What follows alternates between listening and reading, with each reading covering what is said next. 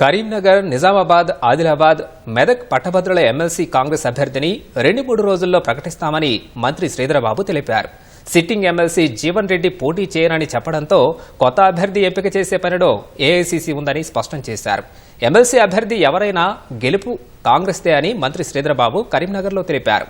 MLA Kavvampalli Satyanarayana, SUDA chairman Narender రెడ్డితో కలిసి మీడియాతో మాట్లాడిన మంత్రి శ్రీధరబాబు పరిశ్రమలు తీసుకొచ్చి ఉపాధి అవకాశాలు పెంచాలనే లక్ష్యంతో దావోస్ వెళ్లి భారీగా పెట్టుబడులు తీసుకొచ్చామని తెలిపారు.